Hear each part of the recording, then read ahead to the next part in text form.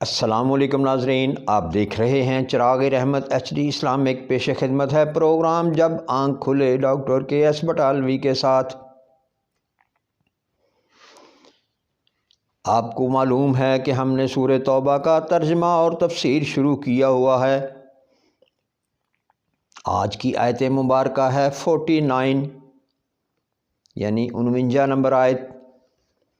وَمِنْهُمْ مَنْ يَقُولُ عَيْذًا لِي وَلَا تَفْتِنِي أَلَا فِي فِتْنَةٍ سَقَطُوا وَإِنَّ جَهَنَّمَ لَمُحِيطَةٌ بِالْكَافِرِينَ۔ اللہ تبارک و تعالیٰ نے اس آیت مبارکہ میں منافقین اور کافرین کے لیے بڑی کھلی نشانیاں بیان کر دی اور بالکل کھلے احکامات بھی بیان کر دیے،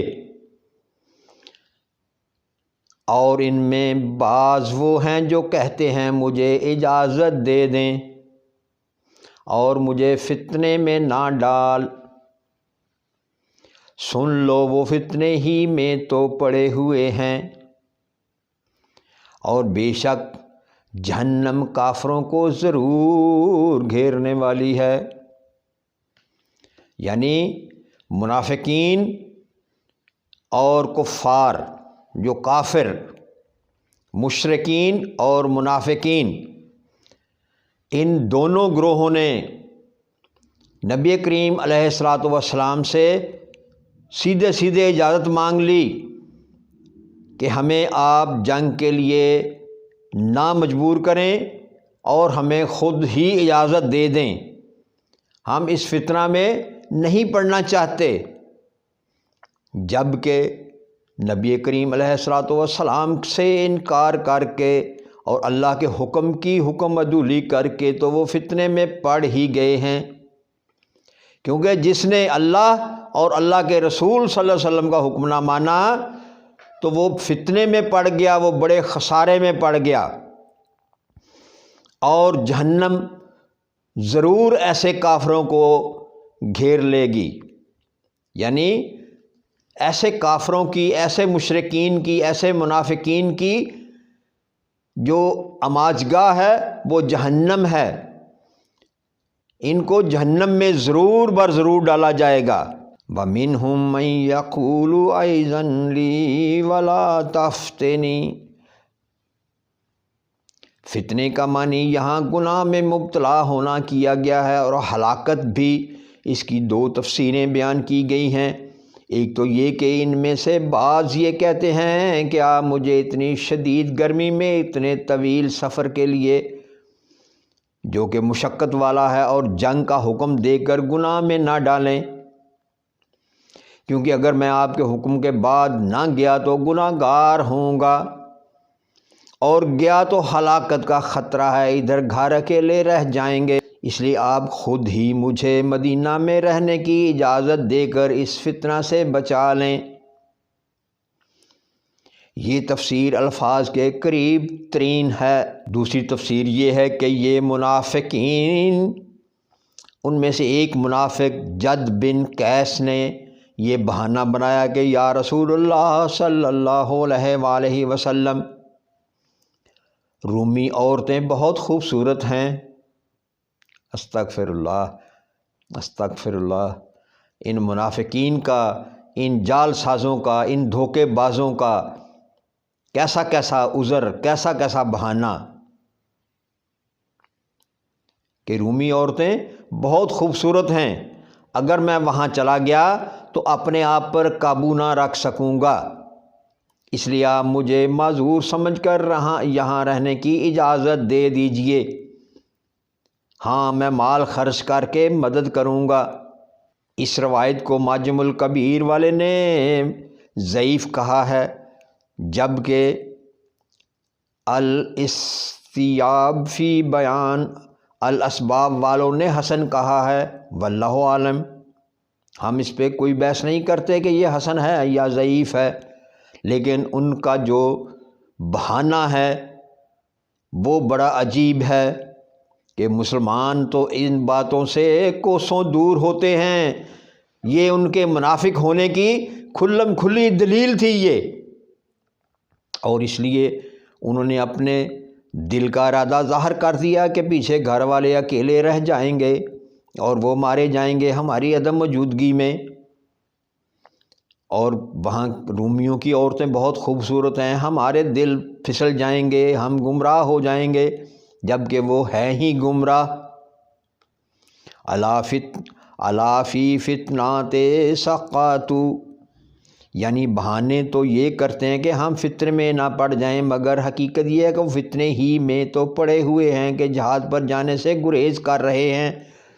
فی فتنات، آخر اللہ تعالیٰ اور اس کے رسول صلی اللہ علیہ وآلہ وسلم کے ساتھ کفر سے بڑھ کر بھی دنیا میں کوئی فتنہ ہوگا؟ بالکل نہیں۔ جب اللہ اور اللہ کے رسول کا حکم آ جائے اور تم جہاد کے لیے نہ نکلو تو یہ بہت بڑا فتنہ ہے۔ اس سے بڑا فتنہ پوری دنیا میں اور کوئی نہیں کہ آپ اللہ اور اللہ کے رسول کی حکم عدولی کرو۔ پھر جہاد میں شریک نہ ہونا خود ایک فتنہ ہے۔ اب آپ ہیلے بہانے تلاش کر کے یہ نکل جائیں گے، یعنی اب یہ مختلف قسم کے ہیلے بہانے کریں گے اور خود کو جہاد پر جانے سے روک لیں گے۔ یہ ان کی سازشیں ہیں، یہ ان کی چال بازیاں ہیں، مگر جہنم میں تو گھیر لیے جائیں گے۔ جہنم سے کیسے بچیں گے؟ کیونکہ جب اللہ کا حکم ہے کہ اللہ ان کو جہنم میں داخل کرے گا تو یقیناً اللہ ان کو جہنم میں پھینکے گا۔ ہر منافق کی، ہر مشرک کی سزا جو ہے وہ جہنم ہے۔ جب ابلیس نے اللہ سے یہ تکرار کیا تھا نا کہ میں تیرے بندوں کو گمراہ کروں گا، تو جواب میں اللہ تبارک و تعالیٰ نے کہا تھا کہ میرے بندے جو میرے مخلصین ہیں وہ تجھ سے گمراہ نہیں ہوں گے، اور ایسے ہی جو سچے مومن اور سچے مجاہد ہیں وہ جہاد سے نہیں ڈرتے، انہیں جہاد کا کوئی خوف نہیں، انہیں موت کا کوئی خوف نہیں۔ وہ اپنے آپ کو خوش قسمت سمجھتے ہیں کہ جہاد پہ جائیں اور وہاں ہلاک ہو جائیں، یعنی شہید ہو جائیں، اور شہید کا مقام تو بہت بڑا مقام ہے۔ اس کے لیے تو جنت کے دروازے اسی وقت کھل جاتے ہیں جس وقت وہ شہید ہوتا ہے۔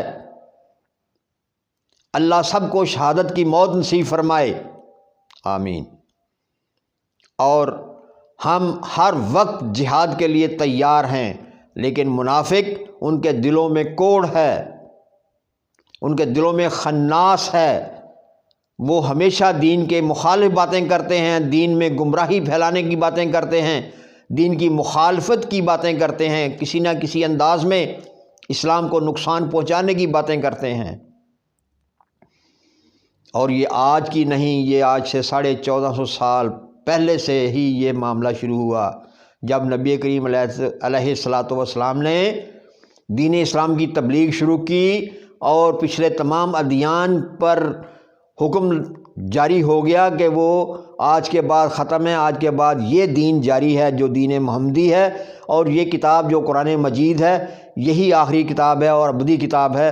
تو اس وقت سے یہ منافقین، یہ یہود و نصارہ، یہ مشرکین اسلام کے دشمن ہیں، اور قیامت تک یہ اسلام کے دشمن ہی رہیں گے۔ اللہ ہم سب کو طاقت دے ان دشمنوں کے ساتھ ڈٹ کر مقابلہ کرنے کی۔ اللہ ہمارے اندر ایمانی قوت کو ہمیشہ کے لیے بحال رکھے، ہمیشہ کے لیے قائم دائم رکھے، اور ہمارا خاتمہ بالایمان کرے۔ ہم اللہ سے ایمان پر موت مانگتے ہیں، ایمان کی حالت میں موت مانگتے ہیں، اور شہادت کی حالت میں موت ملے تو یہ اللہ کا بہت بڑا احسان ہوگا۔ سبحان ربک رب العزت عما یصفون وسلام علی المرسلین والحمد للہ رب العالمین۔ دیکھتے رہیں چراغ رحمت HD اسلامک۔ آئندہ پروگرام تک اجازت، اللہ نگہبان۔